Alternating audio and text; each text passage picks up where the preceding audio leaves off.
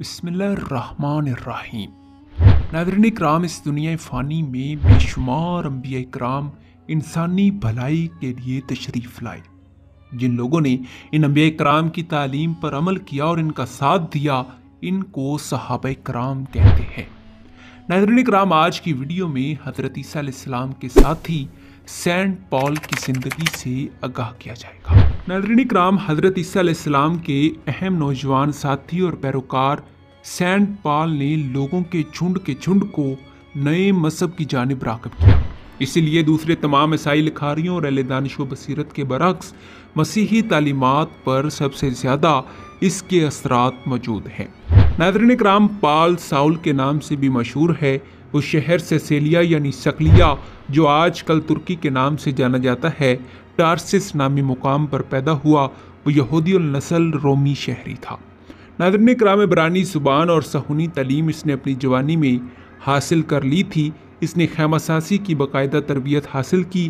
جوانی میں وہ یروشلم کے ممتاز عالم اور ربی غمیلیل سے حصول علم کے لیے گیا۔ یسوع اور پال دونوں ایک ہی دور میں یروشلم میں تھے، مگر قرینہ قیاس یہی ہے کہ دونوں کی ملاقات نہیں ہوئی۔ ناظرین اکرام، حضرت عیسیٰ علیہ السلام کے انتقال کے بعد سب سے پہلے مسیحیت قبول کرنے والوں کو نافرمان قرار دیتے ہوئے مجرم ٹھہرایا گیا اور سزائیں دی گئی۔ خود پال بھی اس میں شریک تھا۔ جلد ہی وہ نئے مذہب کا پیروکار بن گیا۔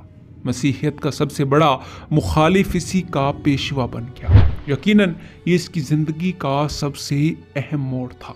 اس نے اپنی اگلی زندگی مسیحیت پر غور و فکر کرنے اور اس کے بارے میں لکھنے میں گزار دی۔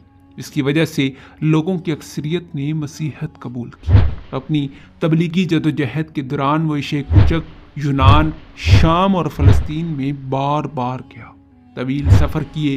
یہودیوں کے مقابلے میں عیسائیوں کے ابتدائی گروہوں میں پال کو تبلیغ کر کے زیادہ اور بہترین نتائج ملے۔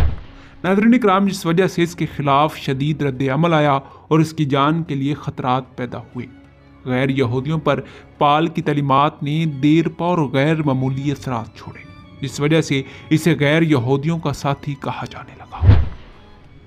ناظرین اکرام، مسیحیت کی تشہیر میں اس کے علاوہ کسی دوسری شخصیت نے اس قدر اہم کردار ادا نہیں کیا۔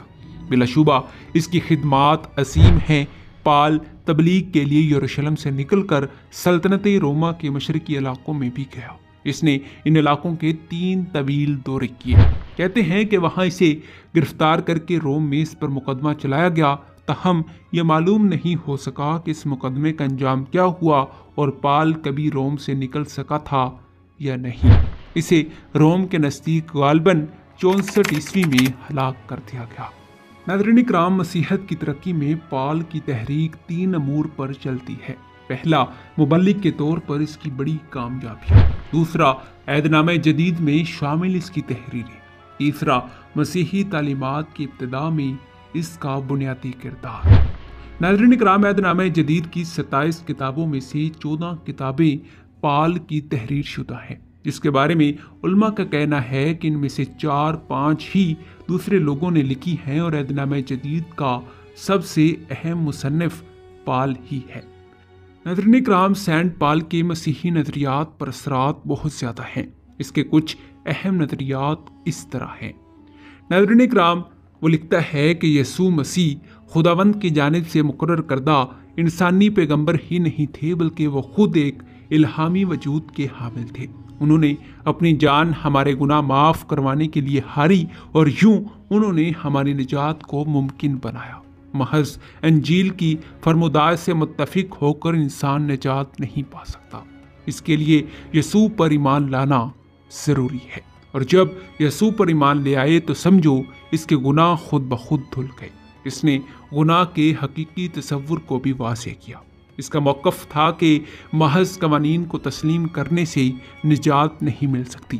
اس لیے پال کا کہنا تھا کہ مسیحیت قبول کرنے والوں کے لیے یہ لازمی نہیں کہ وہ یہودیت کے دینی سختیوں کی بھی پابندی کریں یا وہ موسوی شریعت سے وابستگی اختیار کریں یا حتیٰ کہ ختنے بھی کروائیں۔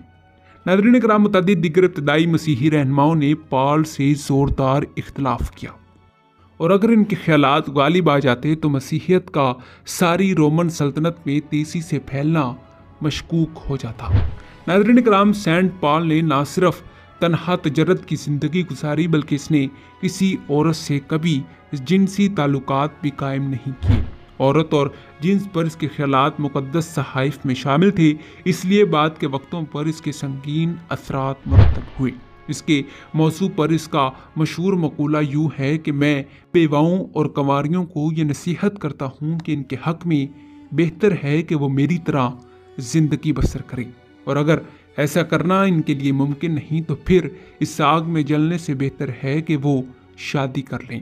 خواتین کے مقام و حیثیت کے متعلق اس کے تصورات ہر طرح سے واضح تھے۔ اس کا کہنا تھا کہ عورت کو اپنی تمام تر عاجزی کے ساتھ خاموشی سے زندگی کا سبق سیکھنا چاہیے۔ میں عورت کو تعلیم دینے کا قائل نہیں ہوں، بلکہ اس بات کی بھی اجازت نہیں دے سکتا کہ مرد اس کے خلاف بیجا اختیارات استعمال کرے۔ عورت کو بس خاموشی اختیار کرنی چاہیے، کیونکہ آدم کو حوا سے پہلے تخلیق کیا گیا۔ ناظرین کرام، اسی طرح کچھ ایسے ہی خیالات اتنی ہی شدت کے ساتھ کرنتھیوں میں بیان کیے گئے ہیں۔